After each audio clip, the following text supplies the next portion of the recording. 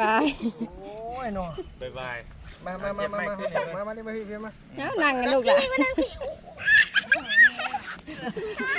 เดี๋ยวเอาเปิดจังไหนนี่เปิดดึงขึ้นนี่ดึงนี่ขึ้นนี่นี่ลูกไม่ดึงเส้นไม่อันนี้สองอันเด้นี่ไหมอย่าให้เธอเอื้อยดูแต่ถ้าเธอเอื้อยให้เอื้อยปล่อยก้อนดูไปดึงตัวนี้น่ะนี่ดึงนี่ลูกดึงตัวนี้ดึงขึ้นลูกเอ้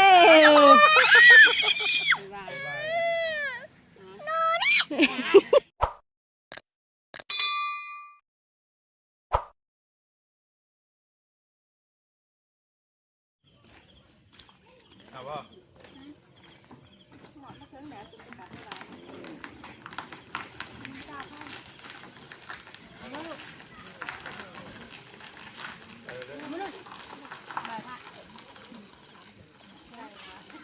มาป่ะ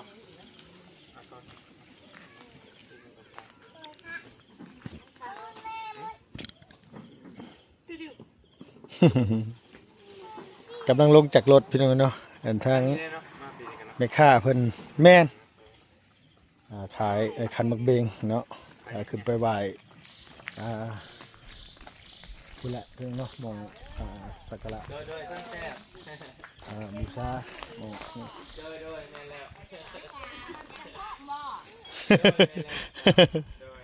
ได้ยังกินโดยถ้าลูกสาวเขากลัวมาเที่ยวโดยขอบใจเด้อ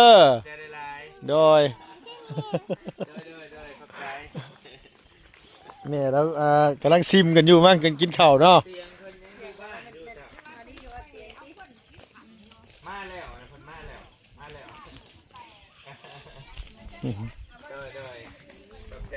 แม่เราเป็น FC พี่น้องเอ้ยเรากำลัง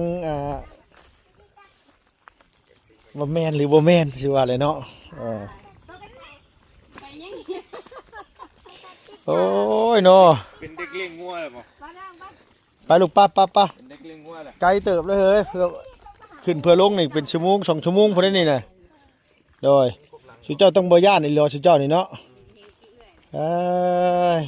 โอ้ยสาวนุ่นนี่ว่าพายางขอบนี่สาวนุ่นพามายางกลางพี่นะสาวนุ่นเนาะ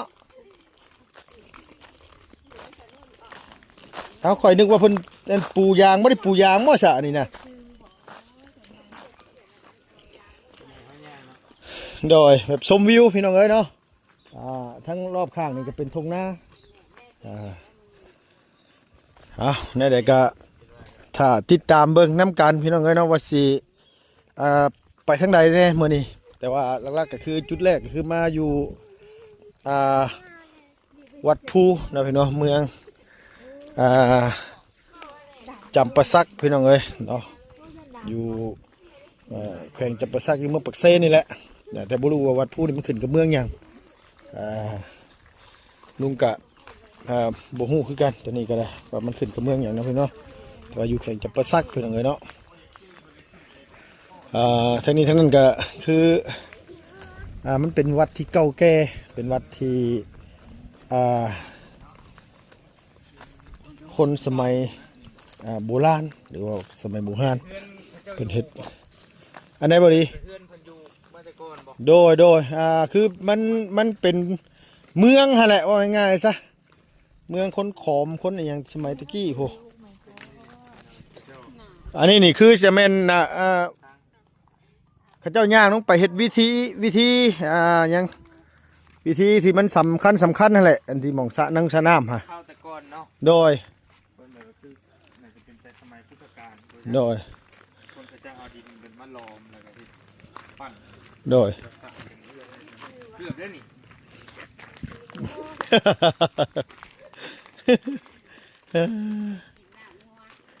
ข้าเจ้าขึ้นนั้นว่าไปตัดหินอยู่เทิงเพื่อนแหละมั้งลงมาหรือว่าข้าเจ้าตัดแต่ทั้งอื่นเนี่ยก็ขึ้นไปหรือว่าเนี่ยกระโบหูอันนี้ที่มาที่ไปมันก็ได้เนาะนี่จะเป็นเมืองสมัยโบราณพี่น้องเนาะแต่พุทธกาลเพื่อนแหละนี่กับโบหูที่ไปที่มาปันไดพี่น้องเนาะเป็นครั้งที่2ที่ได้มานี่พี่น้อง ก็ต้องสู้เห็นไหมเรื่อยๆยังยางเห็นบ่สู้ สู้ เอาที่สู้น่ะ เริ่มแล้วเริ่มเอ็ดแล้วเด้อโอ้เริ่มแล้วโดยเนาะ นักก้นแล้ว เริ่มมาไหวแล้วคิดว่าเนี่ยเนาะไปพี่น้องเอ้ยไม่ได้ว่าสิขึ้นไปพุ่นละเทิงพุ่นเลยพี่น้องเอ้ยเนาะจากนี่ขึ้นไปพุ่นน่ะเป็นลักเพื่อนพี่น้องเอ้ยบ่ได้มันใกล้เลยใช้เวลาขึ้นไปประมาณ40 ปลายนาทีเกือบชั่วโมงพุ่นนะอันนี้กำลังย่างเข้ามาค่อนข้างจะไกลลักปลายพุ่นน่ะเป็นกิโลกว่าอันนี้กับน้องตั้งแต่ข้าวบูฮานตั้งแต่เพิ่นขุดไว้แต่สมัยตะกี้พุ่นแหละเพิ่นขุดแบบว่าเพิ่นวางแผนวางฐานเมืองวางแบบเมืองที่ให้อันว่าประชาชนเพิ่นอยู่แต่สมัยก่อนเพิ่นเนาะพี่เนาะคิดว่าแบบนั้นนะเนาะ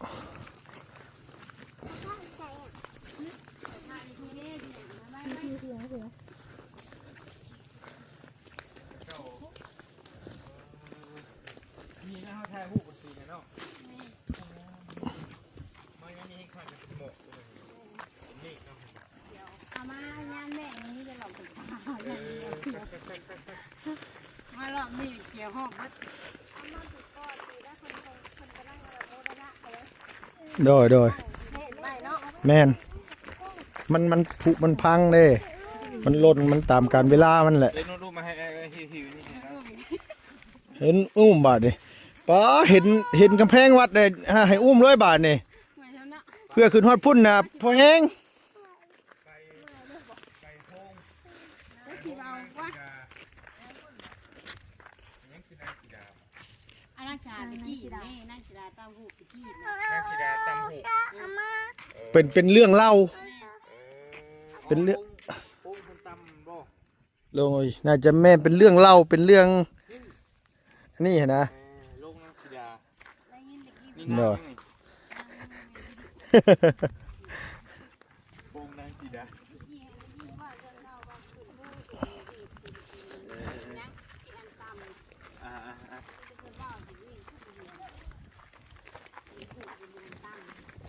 โอเคพี่น้องมาหอดแล้ว สมัยตะกี้เพิ่นก็ยังฮู้จักจังได๋นะบ่ลีแบบว่าลูกติงอหย่างสินะคืองามเนาะแบบว่าเพิ่นหินก้อนเดียวเพิ่นสกัดมาแบบว่า มาหอดจอดถึงแล้ว อันนี้นะพี่น้องเอ้ยเนี่ยเนาะ งามเองเจ้า แบบเพิ่นสกัด ชาติลูก ส ติ้ กัด งพี่ช้างพี่ลึกพี่ลึกแท้นี่ สกัดแบบว่าสกัดจากหินก้อนเดียวเลยนะวันนี้แบบว่ารูปแบบรูปทรงมัน เป็นลูกติ้งเนาะ โดย ใหญ่เลยพี่น้องไงชั่วคนหนึง เนาะ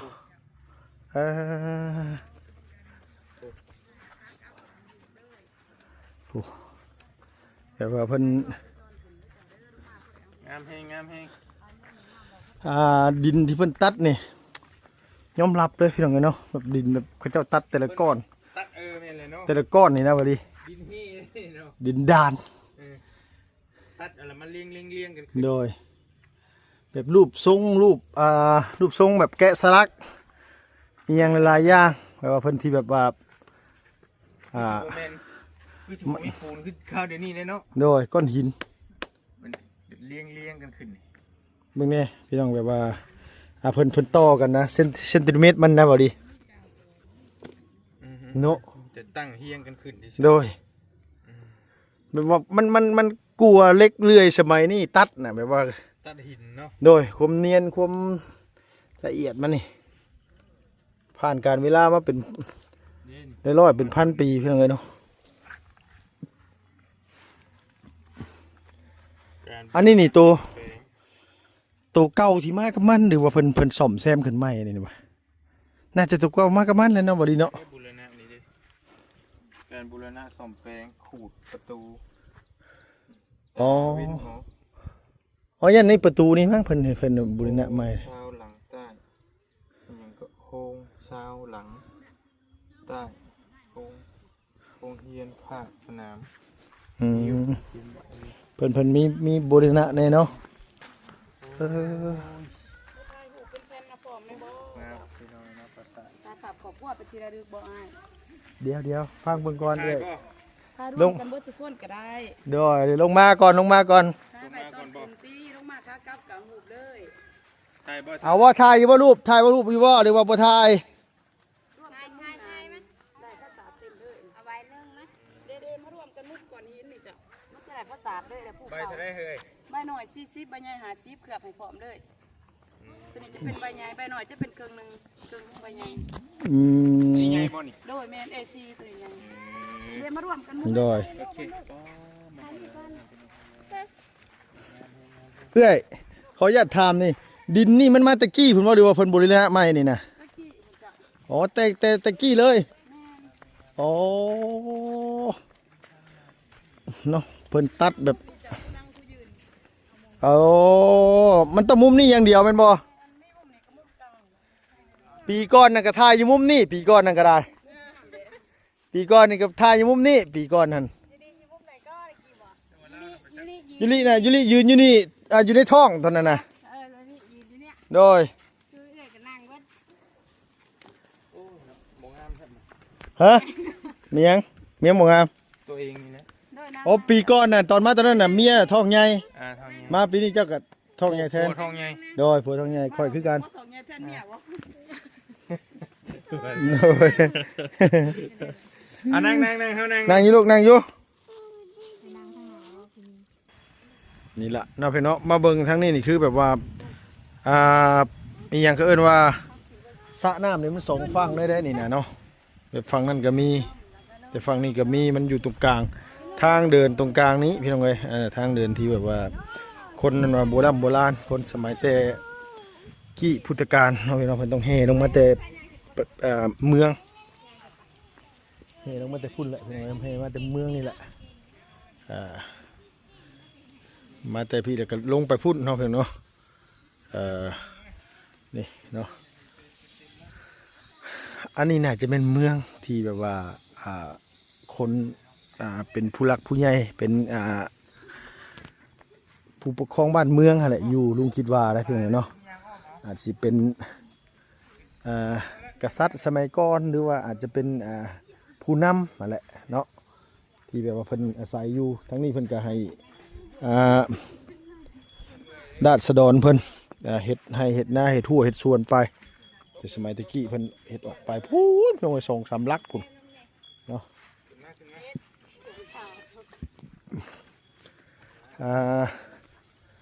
บันไดนี่คือซีเมนต์นี่แหละทางเข้าเบิ่งนี่ทางเข้าสมัยตะกี้ก็น่าจะเป็นตัวนี้ประตูเมือง ถ่ายรูปถ่ายยังก็ได้ไปรีแอคชั่นมาเอาไปถ่ายมาโดนมาเถื่อเด้ โดย เฮาก็ถ่ายอยู่เป็นประสาทมาอวดหมู่กูมากัน โดย นี่เนาะ ไป เป็นห้องนอนบ่รู้จังได๋นี่เนาะ จังว่าเช่นห้องมเหสีเพิ่นได้บ่ดิห้องมันสมัยตะกี้มันมีหลายได้บ่ดิเอ้ย แม่นเลย โดยตัวนี้อาจจะเป็นห้องนอนห้องเว้าบ่ได้พี่น้องเอ้ยบางเทื่อยาวๆสิอาจจะเป็นเฮือนครัวก็ได้ อะไร เฮือนครัวเพิ่น ห้องมาเฮซีบ่น่าสิเป็นแนวนี้ติ โดยน่าจะเป็นเฮือนครัวหรือว่ามองเฮ็ดอยู่เฮ็ดกินนะว่าง่ายซะเพิ่นแต่งอยู่แต่งกินอหย่างสินะ มาเบิ่งทางในเลย โดยแต่อันนี้ก็สถิติฐานเบิ่งซื่อได้พี่น้องเอ้ยอย่าด่ามากันนะอย่าด่ากันนะเพราะว่าบ่ฮู้ก็ว่ามันนี่นะเพิ่นก็สิ โอ้ มีเนาะเพิ่นเขียนไว้ทาง โดย ประวัติเพิ่น นี่พอดี โอ้ยาวแล้วนี่เลยเหรอ โดย เฮ้ยถ่ายรูปมาสามเช้ามาถ่ายรูปให้มาหันหน้ามาโอ้บ่ได้เป็นง่ายๆเด้นี่สิได้เห็นนี่ โดย หันหน้ามาจ้าหันหน้ามา ใช้อยู่ละ ลุง ฮะ ลุงถ่ายกัน ถ่ายบ่ เอาเจ้าท้ายเงียบ ยืนเฮ้ยนี่กับเอาชาไปที่ไหนลูกเพื่อนถือแหละถ่ายไปชาถึงถ่ายเครื่องมันงามอ่ะ โอ้ถ่ายคลิปนี่ก็น้ำเป็นน้ำคนถ่ายหรือเป็นน้ำกล้องโทรศัพท์เป็นน้ำโทรศัพท์แต่ลุงว่าปัจจัยหลักนี่ก็เป็นน้ำคน นี่ยืดลูกยืด เอาดีๆเอาดีๆลูก one two เจ๊จะจกขี้รังลูกหนึ่งสองหันหน้ามาหนึ่งสองสามอัดบ่จกดังลูกหนึ่งสองสามบ่เลยเฮ้ยบ่นั่นจกขี้รังบ่ เป็นไรบ่ไปถ่ายรูปงามๆสวยๆ นมมืดูนมมือ เอา ยุ้ยสิยุ้ย นมมือลูกนมมือ บ่ได้แล้ว ฟิวมันบ่ได้ เด้อผ่านการเวลาเนาะพี่น้องจนพืชพันธุ์พวกมอสพวกอิหยังขึ้นมา เพิ่นตั้งเลี้ยงกันขึ้นซื่อเนาะ โดย มันบ่ได้มีคือบ่ไงมันบ่มีปูนคือสมัยนี้ฮะ อันนี้คือตัดหินเป็นก้อนแบบวาง จักเชียวยังตัดอันเลื่อยบ่เนาะ ลุงบ่รู้คือกันตัวนี้ เจาะได้ตอกอ่ะคือสมัยก่อน อ๋อ จริงนักเนาะ ตอกกระตอกโพดห่างกันบ่ฮอดเซนติเมตรเนาะบ่ห่างกันแบบว่าช่องบ่ทะลุเลยสินะ นี่ได้แสนนี่เพิ่นเฮ็ดได้ เยี่ยมครับแค่สนับ โดย นี่เดี๋ยวแนมเห็นปั้นหมอกปั้น ใหญ่เฮง โดยอันนี้นี่อันลูกติงนี่นะ แม่ลูกติง โดย บ้านเฮาเอิ้นเดี๋ยวนี้ก็ได้ลูกติง เครื่องประดับว่าง่ายซะแบบว่าแต่ละอันน่ะแบบวางเซนติเมตรมันซ้ำกันเลยแบบแทบจะซ้ำกันเลยองศาอย่างมันน่ะ ถ่ายบนห้องเนี่ยเพื่อนบ่เป็นห้องเป็นอันที่หมอนอยู่หมอนนั่นน่ะ จักสิว่าแนวใดเนาะ ข้างนอกนะ แต่ว่าอันนี้เนี่ยสิเป็นวงพบนี่เนาะ อื้อหือ ว่าก็บ้านเฮาก็ทางเข้าได้ตัวใหม่นี่เด้นี่เพิ่นเฮ็ดใหม่ บ่แม่นเพิ่นอันบูรณะนี่นะเพิ่นย่ามันเจือนลงมาเด้เห็นเพิ่นเห็นมันเอ็นนี่เด้ เพิ่นค้ำไว้นี่ แม่นอันนี้นี่วงกบนี่เนี่ยบอลี่นี่วงกบนี่นะอันนี้วงกบนี่ตัวนี้เพิ่นตัดหินมานี่เฮ็ดวงกบตัวนี้นะแต่ว่าค่อยแน่นอนขนาดเลยเพิ่นตัดพี่น้องให้เบิ่งเรื่องแบบว่าคนโบราณแบบว่าเพิ่นเฮ็ดแบบ โอ้เป็นหน้าต่างนะนี่น่ะ คิดใต้คิดเหนือนี่บ่มี น่าจะเป็นประตูทางเข้า มาเบิ่งดู ประตูทางเข้าหั่นแหละประตูทางเข้าแม่นแหละ มันได้ลง โดยมันไหลขึ้นมันไหลลง คิดเหนือคิดใต้เนาะ โดย ตกกันนี่เอ้ย ปีกายนี่เขายังบ่ทันได้เข้าเบิ่งแบบคักๆเลยแต่สิอย่างเบิ่งรอบๆคือ แบบ พี่กา ว่าปีกายเนาะปีก้อน แบบคือทางขึ้นบันไดอันนี้นะเนาะ อยู่พุ่นก็มีเสียงน้ำรู้สึกว่าสิเป็นเสียงน้ำตก มาพี่ดู บ่เป็นเสียงฝนบ่ ดูว่าเสียงฝนบ่ ใช่ไปต่อไปเบิ่งบาดนี่ นี่เอ้ยดู เอาละได้บ้านพี่น้องเอ้ย ๆพี่เด้อ ไม่ละได้บ้าน กลับคืนบ่ ไปพี่น้องไปน้ำตกก็ไปมาเลยวัน เพิ่นมาเที่ยวแล้วเพิ่นบ่มาไปกินน้ำกินน้ำเพิ่นถิ่มขยะกันเนาะเดี๋ยวเพิ่นบ่นี่ฮะ ไปย่างไปทางหน้าน้ำตกอยู่ทางหน้าพ่อลูก วงกบมันนี่คักนะบ่ลีเนาะ งามเฮง วงกบนี่วงกบนี่พี่น้องเอ้ยนะ งามเฮง เพิ่นแบบว่าเพิ่น เอาหินมาขู่ แม่น นะนี่ หินมาขูดมาเซาะมาแต่งนี่หมองเหลี่ยมมันจับเหลี่ยมมันก็แบบคักอยู่ลีน่ะแบบห่างกัน ต้องใช้เวลาสมควรกับ โดยหลาย10 ปีแล้ว โอ้อ้อมพี่เลยบ่ คล้ายๆเฮ็ดหม่องย่างจงกรมเองทุกอย่างเนาะ โดย คุณทะลุพี่คุณบอก มาปีก่อนเพิ่นบ่ได้มาเฮาบ่ได้เข้ามาพี่เนาะ แม่นแบบจัดเต็มเลย โดย ทางไฟบ่ลูก อันนี้ก็ช่องหน้าต่างไว้ว่าช่องหน้าต่างแบบวงกบสั้นตัวนี้นะ แบบช่องเบิ่งบ่ โดย ต่างช่องเบิ่งนี่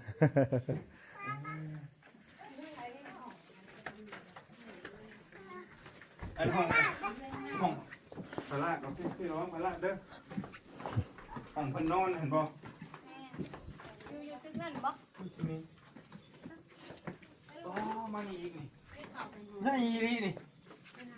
เอาไปเห็นมา อืม ไม่เอารถข้างกันไว้ เอาเลยได้ป่ะ ไผเหยียบลาบงัวนี่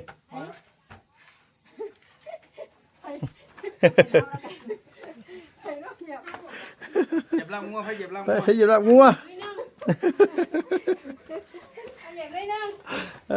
ว่ะ มุมนี่งาม มาแล้วมาแล้ว ไม่ถ่ายรูปมุมนี่งามนี่ อันนี้เพิ่นบูรณะตัวนี้น่ะเพิ่นตัดหินใหม่มาใส่เนาะ แต่ประเด็นว่าสิขึ้นพุ่นได้บ่เบิ่งทรงนี่ โดย คือว่า พาขึ้นท้ายได้บ่ดิ จังหน่อยเอาถ่ายรูปก่อนลูกถ่ายรูปก่อน ยืนกันลูกยืนกัน ถ่ายรูปก่อน ดีดี เดี๋ยวมา ที่เป็นที่เราคนเมื่อย ฮ่า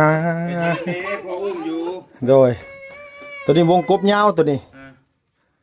มีถ่ายรูปไปนี่ แต่ข่อยยังแปลกใจเลยยังสงสัยอยู่ว่าเพิ่นเฮ็ดสี่เหลี่ยมแบบนี้แหละเพิ่นเฮ็ดหม่องกลางน่ะเพิ่นเฮ็ดอีหยังหรือว่าเป็นลานประลองหรือเป็นหยังวันนี้เนาะ เห็นว่าอันที่น้ำหนังข้างบนเขากิน เป็นสถานที่อย่างจักอย่างน่ะ เด้อ ย่างเป็นทาง นั่นแหละ คิดเที่ยว ผู้ชายทุกอย่างติ เดี๋ยวยังสิ่งต้องห้ามหม่องนี้เนาะ เพราะว่าแบบว่าเป็นหม่องอย่าง ยังเป็นวัดนะเนาะยังเป็นวัดสินะ สถานที่บูชา โดย อย่างจักอย่างนั่นแห โด ละ ยแต่ว่าคือพวกผู้นำกษัตริย์อหย่างเงี้ยยังมีทั้งอื่นเนาะอยู่เทิงนี่ไงคือนะ การคิดว่าแบบบ้านเฮากับห้องพระห้องหยังสินะ โดย มันเป็นห้องใหญ่สินะ แล้วน้ แต่ก็เฮ็ดสองฝั่งพร้อมได้อพี่น้องเอ้ยฝั่งนั้นอีกฝั่งนี้อีกเฮ็ดแบบเดียวกันเลยทรงเดียวกันเลย ไปถ่ายรูปก่อนมาเบรกก่อนมาถ่ายรูปก่อนมาให้พากันถ่ายรูปเอารถโดย ให้น้องๆให้พากันถ่ายรูปก่อนนี่พาเอาลงไป เอาเป็นหยังไงน่ะบ่อยากย่างบ่บัดนี้โอ้ย อุ้มเนาะ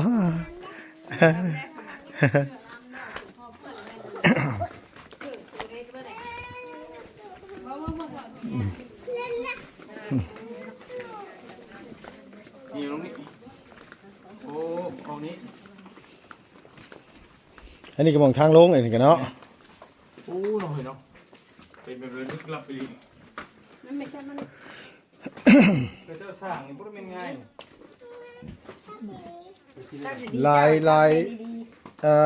นั่นไม่ใช่เจ้าไม่ใช่เจ้า 10 ปีแล้วครับว่า เดียวกันแหละมันมีพระก็เกิด ตอนนั้นย่างเนี่ยอะไรเขาเขาเป็นใบทางใกล้ค่ะ อันนี้ที่ว่าเจ้าว่าสิขึ้นน่ะมันอยู่พูดนางเอ้ยผู้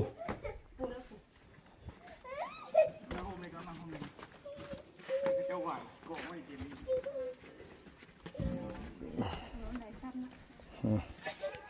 คนสมัยตะกี้เพิ่นโตใหญ่เด้เพิ่นโตใหญ่เพิ่นโตสูงฮะ คนโตสูงกว่าคนสมัยนี้คนขอมก็คือ คนที่เพิ่นมาจากอินเดียมาจากอันนี้แหละมันก็ได้โตสูง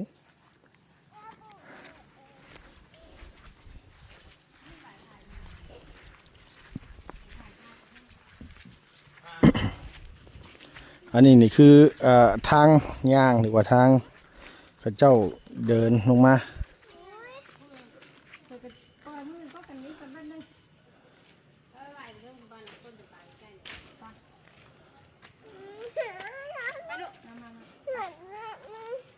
จับมือไปลูกป้าไปบริไปสู้ๆนะเฮาน่ะไขมันเฮาลดหลายเติบอยู่ดอก โอเค โดย ไปถึงมาเพิ่มพี่น้อยหนึ่งไปนี่ โอ้ หนึ่งน้องสิโอ้เป็นก้นเลี้ยงกันที่เนาะ โดยอันนี้ทางย่างว่าไงซะเนาะถ้าเป็นภาษาไทยก็คือทางเดินเท่าไหร่พี่น้องเอ้ยโดย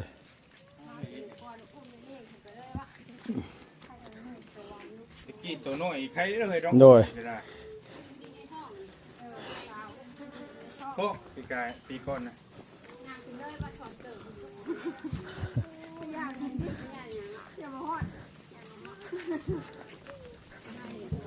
ปูนขึ้นไปปีก้อนนี่นะขึ้นไปแล้วก็ขึ้นไปอันว่าก้อนหินกับบุญมันปลาขึ้นไปเอามะม่วงสุกปีนั้นพี่น้องเอ้ย แล้วเพิ่นกำลังบูรณะใหม่ครับ โดย ตึ้มๆนี่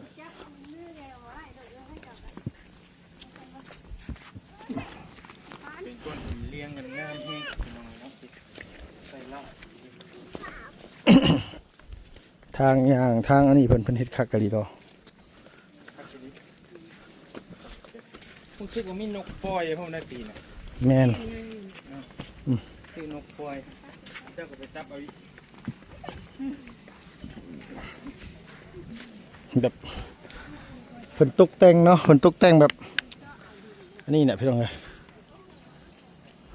ตั้งพอขูดเอาบ่รู้จะได้ บ่เพิ่นปาดเอา เนี่ยเนาะลูก โดย เอามาตั้งได้กันนั่นก็อยู่ลุมพุ่น โดย ก่อต่อกันอยู่ โดยแบบอันนี้นี่ตัวนี้นี่มันขาดได้บริมันหักได้นี่นะ อืม เพิ่นก็ได้แต่งใหม่ โอเคแม่นแหละอันนั้น เพิ่น ตัวนี้นี่ต่อเอานี่ยาวที่เลยบ่ได้จังได๋ บางอันก็ยาวเลยแต่ว่ามันการเวลาเลยมันหักมันนี่นะนี่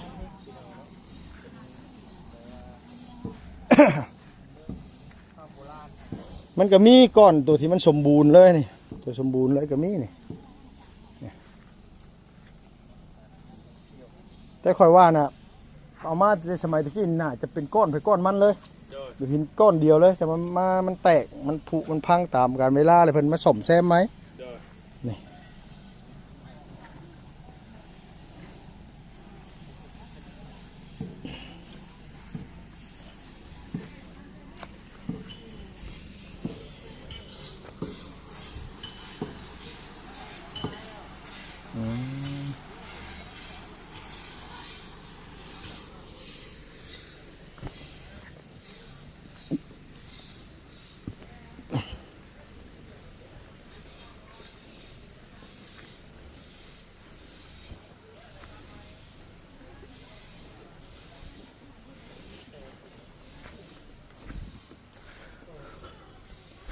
ต้นจำปานี่เนาะเพิ่นปลูกทั้งอันนี้เลย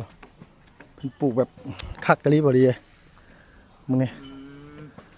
ต้องสิลงหรือบ่ลงเนาะ โดยและเป็นสั้นเป็นระบบเป็นอันนี้ขึ้นมานะแบบว่า ไปสเปรย์กันนะ มาพี่น้องเลย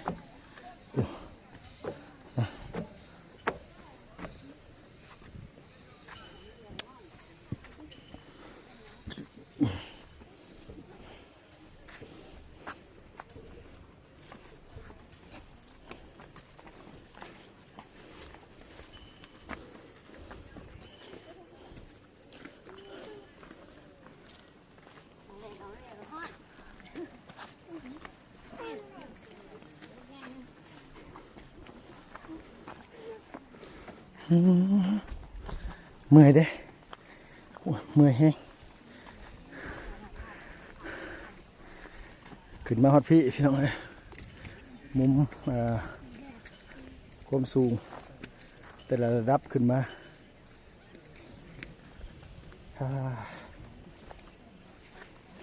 มานั่งซับมือให้เบิ่งก่อนเนาะ ไปเลยไป ไปรถไปพาไปลูกไป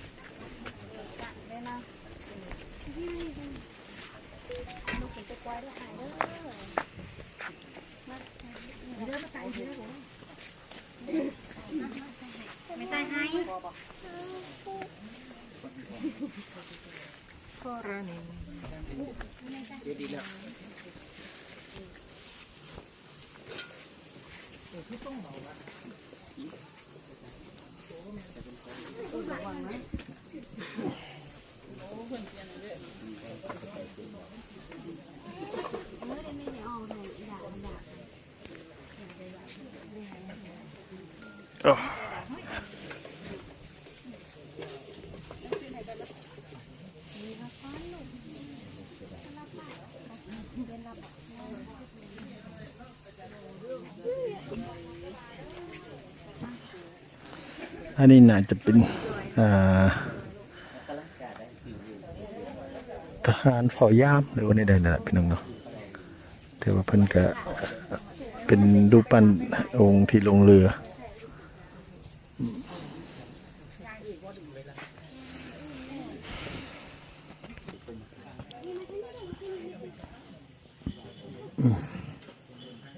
กำลังสิไหว้พระ วางไปถึงมือได้หรอมันบริขึ้นทางนี่เนาะ โดยโดยจะปล่อยนกสะเบาะนกยังนั่นน่ะ จักนกยางนั่นดอก มาพี่ลุงมามาพี่มาเร็วมาทางนี้มาพี่มาปล่อยพี่ไหมให้บินมาดิ บ๊ายบาย โอ้ยน้อง บ๊ายบาย มานี่มาพี่มา เอานั่งกันลูกล่ะ เดี๋ยวเอาเปิดจังไหนนี่เปิดดึงขึ้นนี่ดึงนี่ลูก บ่ให้ดึงเส้น ไม่อันเนี้ยสองอันเด้ นี่ไหม อย่าให้เธอเอื้อยลูก นี่ แต่ถ้าเธอเอื้อยให้เอื้อยปล่อยก้อนลูก ไปดึงตัวนี้ตัวนี้น่ะ เอา นี่ อ่ะดึง นี่ลูกดึงตัวนี้ ดึงขึ้นลูกเอ้ย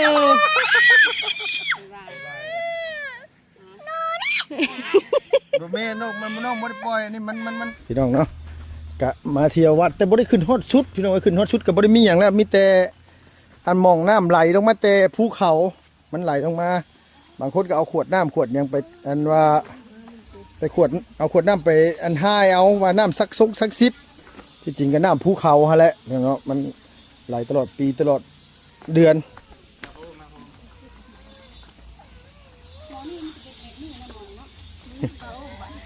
โดย ให้นุ่มๆมาฮะ เอาโอเคเอาสบายดีเด้อพี่น้องเด้ออุ้มลูกก่อนบ่ายที่นี่เนาะโดยเอาไปแล้วเนาะเอานั่งมาจับให้เนี่ยโดย